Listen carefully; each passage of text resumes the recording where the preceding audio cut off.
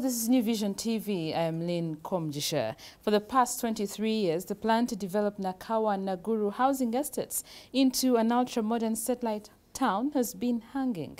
However, the plan has to date failed to take shape, and instead, some unscrupulous Ugandans, including government officials, have parceled out the land for themselves. On October 4th, the government halted any further subdivisions and criminal allocation of land within the Naguru housing estate and constituted a committee to probe the alleged irregular land sale. New Vision TV looks at the perpetuation of this eyesore on a prime hill standing a stone's throw from the city centre. As the scramble for Naguru plots gathered momentum in September, with criminals in government and their cronies parceling out the 189 acres for themselves, Cabinet directed a halt to any further subdivision of Naguru estate. Even the Parliament Speaker, Rebecca Kadaga, complained that when she flies over Naguru, she can clearly see that the ongoing developments have nothing to do with the contract government signed for redeveloping the hill. A probe team has been set up, and opaque, the company contracted to redevelop the hill, is now under a microscope, as Lands Minister Betty Amongi confirmed.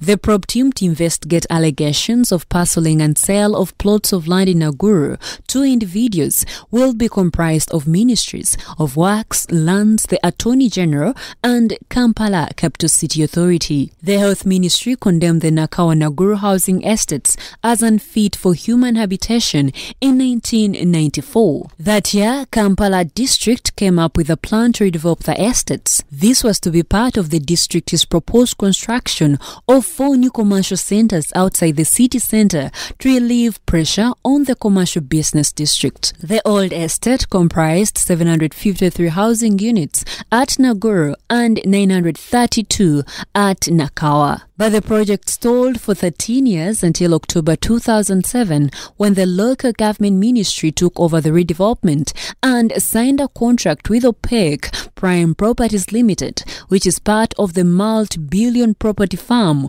Coma Homes Group of UK. Coma Group Uganda Chief Executive Officer Hassan Chimbugwe represented the developers, while the then local government ministry Permanent Secretary Gabinda Demusoke represented government. Under the contract, Naguru Estates was meant to be redeveloped into a modern satellite city, generating 15,000 jobs directly and 30,000 indirectly when indirect labor-intensive and semi-automated building technology would be used. The 2 estates were to consist of 5,000 housing units once complete, and sitting tenants were to be given first priority. Out of the 5,000 houses, 1,747 units were to be mortgaged to the sitting tenants, who were presumed to be low-income earners. The remaining units would be commercial premises, mansionettes and bungalows for the middle and high-income earners. The tenants, however, first resisted the eviction, prompting government to forcefully evict the 1,750 families from the 2 estates, measuring 189 acres in July 2011. Although government handed over the site to Opaque in December 2012, the Netherlands Development Finance Company, which had promised to fund the $3 million, which is 1,008 trillion shillings project, withdrew, leaving Opaque in the cold, and the project subsequently stalled.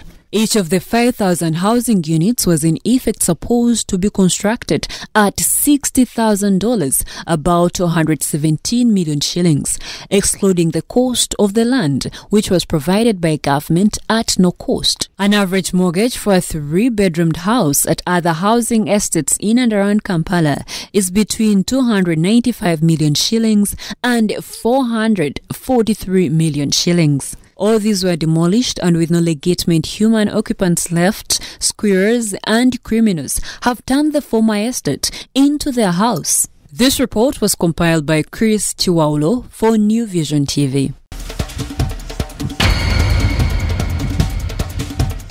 In sports news, they may have lost 3-1 to Bukoli North in last year's finals, but this time round, It was a sweet revenge from Buna. They brushed aside their opponents 2-1 to advance to the second consecutive Busoga Masaza Cup final slated for November 18th at Bugembe Stadium. Yet again, Buna face an even tougher test against home crowd favourites Butembe, who dislodged Budiope 5-4 on penalties after both teams played for a goalless draw. The two teams played out in Group C, with Butembe defeating Buna in the final group games 2-0. Before the finals, fans will be hugely entertained by a third-place playoff between Bukoli North and Budiope. Over 13 counties have taken part in this year's competition.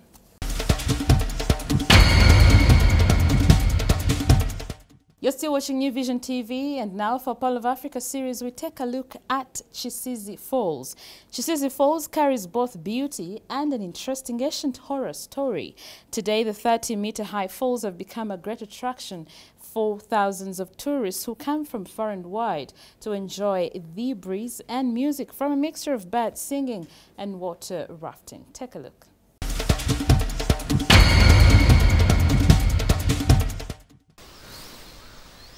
In the trees at Chisizi flows Chisizi Falls. Its waters flow and eventually drain into Lake Edward. Chisizi is known to have installed morals in Bachiga girls who were not married. It is reported that these falls and married pregnant Bachiga girls could be thrown to their death. When the practice was stopped, the falls area became a place of hope and healing, as the Church of Uganda established Chisizi Hospital in 1958. Chisizi Falls' beauty is comprised of many magnificent creatures, such as birds of all sizes and colors, giving you the pleasure of bird watching. Other activities to engage in here are forest walks, sightseeing, photography experiences, among others. For more Pearl of Africa stories, visit our website on www.newvision.co.ug.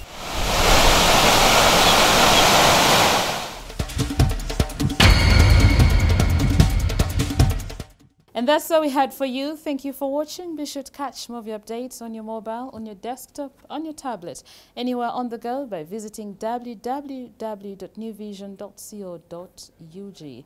I'm Lynn Komjisha.